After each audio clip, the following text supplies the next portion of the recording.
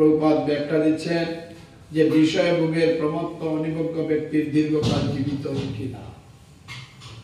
বলছে আমি অনেক দিন জীবিত থাকলাম আর জড় জগতে প্রমত্ত বিস্তার লাভ করলাম। বলছে অনেক দিন জীবিত থেকে কি লাভ, কিন্তু যদি এক মুহূর্ত আমি আধ্যাত্মিক অনুভব করে জীবিত থাকি সেটা অনেক গুণ।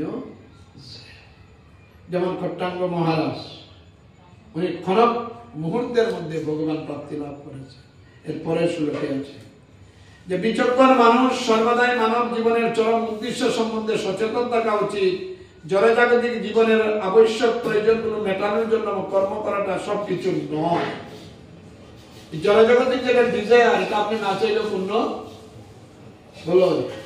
আমি আমার জীবন বলছি, আমি কি ড্রাইভার হতে আসছিলাম এখানে? হলো হ্যাঁ, পাক্কা কি হয়ে গেছে?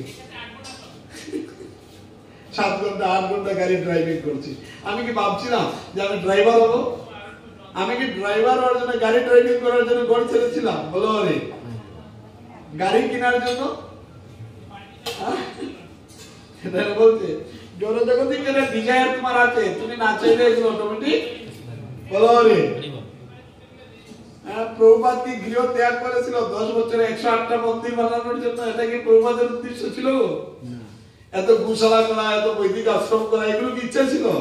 ওনার একটা ইচ্ছা ছিল, ওনার গুরুদেব বলছেন পাশ্চাত্য ভাষায় তুমি ধর্ম প্রচার, অর্থাৎ ইনডাইরেক্টলি মহাপ্রভুর আশা পূরণ করাই ছিল ভক্তি সিদ্ধান্ত সরস্বতী ঠাকুরের প্রকৃত উদ্দেশ্য। এবং উনার পিতা ভক্তিবিনোদ ঠাকুর মহাশয়ের উদ্দেশ্য ছিল হাইকোর্টের জজ কবি বৈষ্ণব হবে। কারণ পুত্রের কর্তব্য হচ্ছে পিতার আদেশ পালন করা, এবং পুত্রের কর্তব্য হচ্ছে পিতার মনোভাবকে অনুভব করা, এবং মনোভাবকে অনুভব করে সেটাকে আবার বর্ধিত করে প্রকাশ করে। বলো, এটা হচ্ছে পুত্রের প্রকৃত কর্তব্য।